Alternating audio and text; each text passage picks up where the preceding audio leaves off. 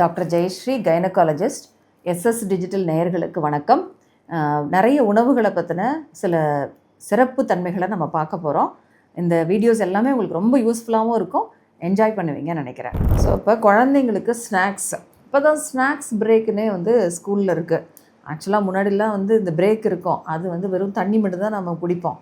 இப்போ பார்த்திங்கன்னா இந்த ஸ்நாக்ஸ் பிரேக்குன்னே வந்ததுனால ஏதாச்சும் ஒரு ஸ்நாக்கு வேணும்னு குழந்தைங்க டிமாண்ட் பண்ணுறாங்க. அப்போ எப்படி இவங்களை நம்ம சமாளிக்கிறது? முதல்ல ஒரே ஒரு முக்கியமான இது நான் சொல்லிடுறேன். பேக்டு ஃபுட்டு கட்டாயமாக கொடுக்காதீங்க. அது நமக்கு வைக்கும் போது ஈஸியாக இருக்கும், ஆனால் நம்மளே தேவையில்லாமல் குழந்தைக்கு கெமிக்கல்ஸ் இன்ட்ரடியூஸ் பண்ண மாதிரி ஆகிடும். So avoid packed foods. Maximum possible முதல் நாளே குழந்தைகிட்ட பேசி என்ன ஸ்நாக்ஸ் வைக்கிறதுன்னு நீங்கள் பிளான் பண்ணி வச்சிட்டிங்கன்னா பிரச்சனை வராமல் இருக்கும். நம்ம வீட்டில் செய்கிற ஈவன் நீங்கள் செய்கிற காய், வெண்டைக்காயோ இல்லை வேறு ஏதாவது காயை கூட நீங்கள் வைக்கலாம். ஆனால் என்னென்னா ஒரு சில விஷயங்கள் ஞாபகம் வச்சுக்கோங்க.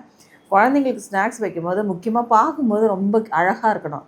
ஸோ அது மாதிரி அது மேலே அந்த ட்ரெஸ்ஸிங் பண்ணுறது, இல்லை அதை காயவையோ இல்லை பழத்தையோ கட் பண்ணி வைக்கிறது, இதெல்லாம் தான் ரொம்ப ரொம்ப இம்பார்ட்டண்ட்டு. ரெண்டாவது, அதுங்களுக்கு கையில் தொடும்போது மெஸ்ஸியாக இருக்கக்கூடாது, வெட்டாகக்கூடாது, கையில் ஈரம் படக்கூடாதுன்னு குழந்தைங்க விரும்புவாங்க. ஸோ அதை பார்த்துக்கோங்க.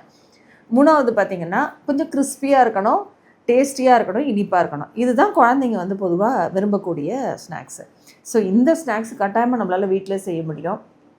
ஸோ சிப்ஸு, நம்ம வீட்டில் செய்கிற முறுக்கு, வீட்டில் செய்யக்கூடிய அதிரசம் மாதிரியான இனிப்பு வகைகள், கடலை உருண்டை, பொட்டுக்கடலை உருண்டை எல்லாமே நீங்கள் ஸ்நாக்ஸாக தயாரித்து ஸ்நாக்ஸாக அதை குழந்தைங்களுக்கு கட்டாயமாக நம்ம இன்ட்ரடியூஸ் பண்ணோம். ஈவன் அவல், அது மாதிரி நம்ம வீடுகளில் இருக்கக்கூடிய ஈவன் மில்லர்ஸில் செய்யக்கூடிய மற்ற இனிப்பு வகைகள் எல்லாத்தையுமே குழந்தைங்களுக்கு இன்ட்ரடியூஸ் பண்ணுங்கள். சுண்டல், முக்கியமாக சுண்டல் ஒரு நல்ல ஒரு ஸ்நாக்கு.